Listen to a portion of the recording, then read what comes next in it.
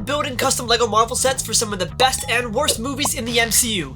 Hey, how you doing? My name is Ryan, and today I'm continuing my mission to make a polybag-sized MOC for every movie and TV show in the Marvel Cinematic Universe. This is the 4th episode in the series, but to catch everyone up to speed, these builds are between 30 and 60 pieces and contain custom designed figures or decals to highlight a Marvel character or prop we have not seen yet in LEGO form. Okay, let's start off with probably the first disappointing movie ever in the MCU, that being Iron Man 2. Sure, we may look back on it a bit more fondly now, but back in 2010, it was seen as sloppy sequel writing, focusing more on setting up new movies than being an Iron Man sequel. LEGO has given us a few Iron Man 2 sets, including these hammer drones, which are fine, but I think we can make those a bit better with a few extra pieces and one major tweak. So using the official instructions, I'll mock up the set in 3D in Studio, then I'll make my changes. Those being to move the shoulder joint up to the top of the robot's torso and lengthen the arms a touch. I think these tweaks make the hammer mech look more imposing. Also, I have a giant gun turret on the shoulder, so that's fun. As for the figure I want to put in this poly bag, I think it's time we give Happy Hogan the proper LEGO treatment. Our only official figure is pretty lackluster, with a generic angry head, generic black suit torso, and generic male hair. I don't think anyone would point to that figure and say, yep, that's Happy Hogan, so let's fix that. For the torso, I'm going to keep it as a black suit, but I'm going to add his Stark security badge to his lapel. And learning from my previous custom minifigure designs, I'm making this badge pretty sizable so all the detail is legible.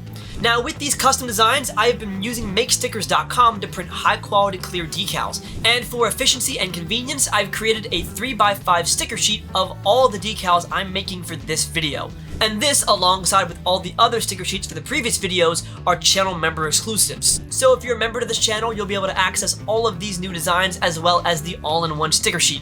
And if you're not a member yet, check out the offer on my homepage. I think it's a pretty good deal and will make you happy. It'll also help you make happy, as I think this torso turned out really well. As for the other parts, the legs, you can either use these blank black legs or these Star Wars legs for some extra detail. The hair will be this widow's peak in reddish brown, but what about the head? This took me a while to figure out, but I think I have a solution.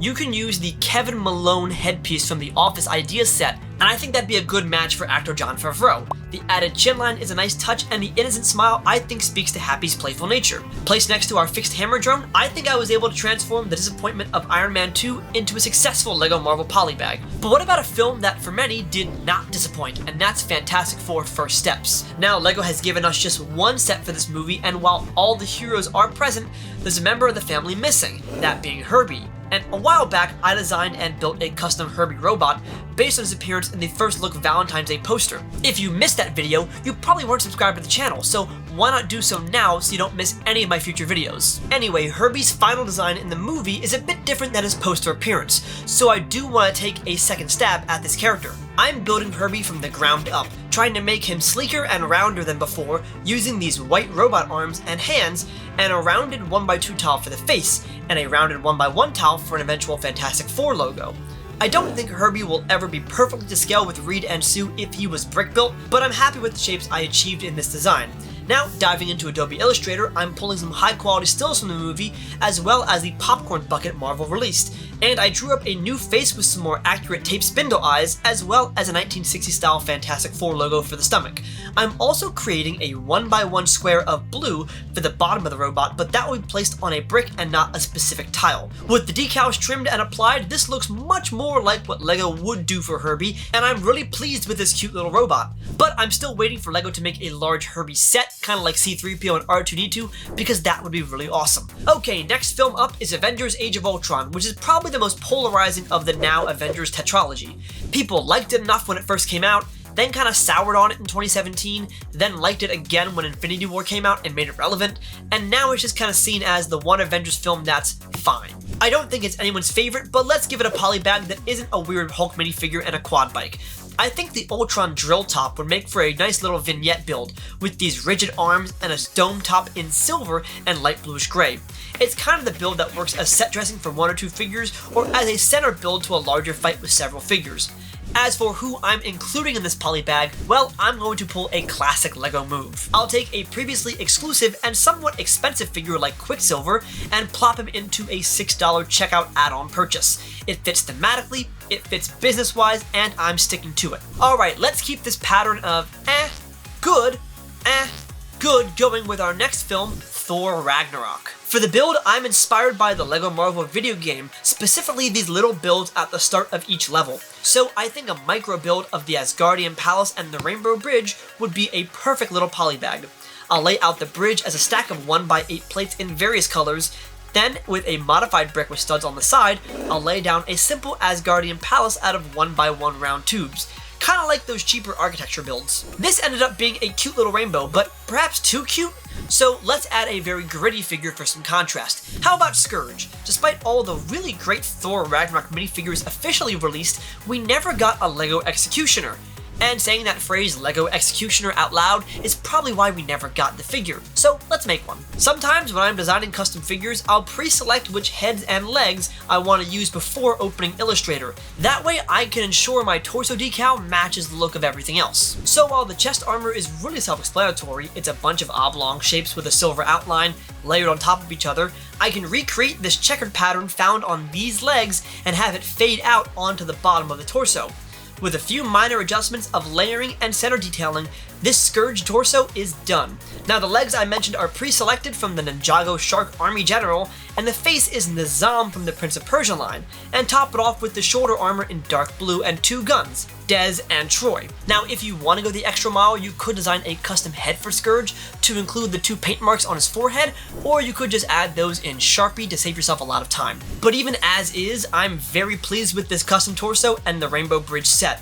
Thor Ragnarok is one of those Marvel movies that LEGO should absolutely revisit. But Thor didn't always make good movies. Take Thor the Dark World, for example, which was seen at the time as the low point of the MCU. Not only did we get 0 sets for this Phase 2 film, but not even a prominent role in Endgame could reinvigorate love for this bland, boring movie. So can I make a stellar polybag from it? Let's find out. I'll go back to LEGO Marvel video games for inspiration, because while the figures in the original game are more comic-based, the figures in the Avengers game are plucked directly from the MCU, including Malekith the Accursed. This is a fantastic design for a figure, so I'll try to recreate the torso, face, hips, and legs in Adobe Illustrator. Sometimes, recreating a design is much harder than translating a costume into a torso, but after about 30 minutes of laying out elements and a few hours of tweaking, yes, it can take that long just to tweak the curves and colors, I think we have a solid set of Malekith figure decals. As for the parts, I'm grabbing an all-black figure and this off-brand hairpiece. Although if you want to go for only official parts, you can use this D&D hairpiece with ears. I think the final figure turned out well. It's a pretty faithful remake of the video game model. Now as for the accompanying build, well, I could make a little dark elf ship, almost the kind of figure build combo you'd see in a Dimensions pack. So a translucent dish, a translucent bar, some black 1x1 bricks with side studs, some curved slope pieces, and yeah, that'll do the trick. I do find it tough sometimes to find the push to make great sets for mediocre movies, but at least I now have a good Malekith custom figure for some photos. Okay, let's do a good movie next. How about Black Panther? And looking back at some of the promotional material, I think Black Panther's throne would make for a very nice polybag build. So I'm using some unique black arch pieces to match the shape on the back, and a mix of dark gray and black curved slope pieces to fill out the rest of the forms on the throne. The build itself is really easy, but I also think rather effective.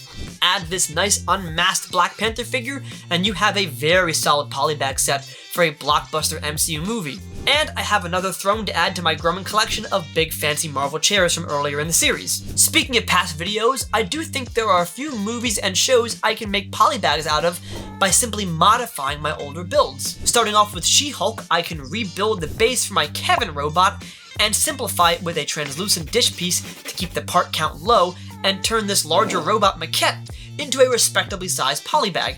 The shaping on the robot itself was already compact, so by removing the somewhat overly complicated Technic suspension mechanism, KEVIN transforms into a much more manageable and cheaper build.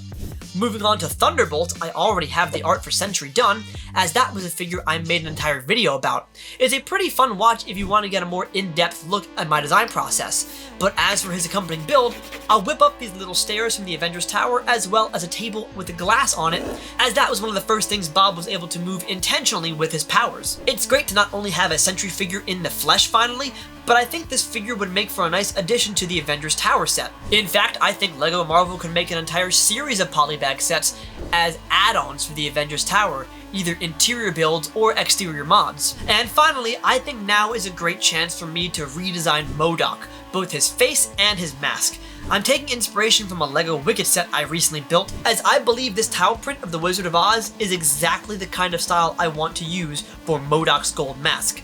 My earlier artwork didn't really feel like LEGO with these gold gradient fills and glow around the eyes. I think maybe 1 or 2 stickers have this kind of effect, not to mention this was back when I was still hand drawing everything in Photoshop. So with the wizard mask, actual MODOK design for inspiration, and my first art pass as a kind of what not to do, I drew up half of the new gold face mask before copying, pasting, and flipping to ensure perfect symmetry. This might be one of my best looking LEGO decals I've ever designed. It's a dead-on ringer for MODOK and feels exactly like LEGO's art style. These upgrades in quality and precision are exactly why I love to revisit old designs and old builds and make version 2.0s. As for Darren's face, I'm not changing that much of the design, but I am tweaking the build. I'm going to have the face be placed on this particular towel configuration, with 2 1x1 plates at the bottom corners. That way I can finally put MODOK's mask on top of his face. Honestly, the process of redoing this build and print makes me far happier than the movie Quantumania ever did. But now, there's only one more polybag left for this video, and that's Wakanda Forever. I had a few ideas for this one, including Namor's throne, but LEGO already beat me to the punch with an actual set. In fact, it wasn't until I was designing the polybag for Brave New World that I got my idea for Wakanda Forever. The missile surfing vignette was originally going to have a water surface base with waves and ripples, but the piece count became too high and the look too complicated. Rather than scrap everything and delete the file, I saved it as version 1.0 and made the new version the one you saw in the actual video, the final missile build. Version 1.0 became the base from our Wakanda Forever set. Lesson learned, even if you destroy the build, keep the idea intact, as it might come in handy later. As for the figure included, well, it's gotta be Namor and it's gotta have an upgraded face print. While the original LEGO figure had a comic accurate face print, he looks nowhere near the movie version of Namor. If you've watched my super figure video, you'll recognize this Jurassic World trooper, as the face I think is a perfect match for actor Tenoch Huerta. Plop Namor on top of the water and you have a solid Wakanda Forever vignette. And those are 10 new custom polybags based on some of the best and worst movies and TV shows of the MCU. And while there are still a few more stinkers left that I am struggling to find a good idea for, looking at you Secret Invasion, I'm glad to finally check some of these off my list. And I think these polybags showcase the power of LEGO's positivity, and that even some of the most bland and boring MCU movies and TV shows can still make enjoyable little builds. Even if you walked away from the movie upset, I think you can walk away from these polybag builds with a bit of a smile on your face, as I think that LEGO-fying the MCU just makes it that much better. But I would love to know what you guys think in the comment section down below. Which movies and TV shows should I tackle next? Big thank you to my channel members for supporting me and making these videos possible. I do hope you enjoy exclusive access to all the designs made for this video. And as always, if you like this video, be sure to subscribe to the channel, and thanks for watching.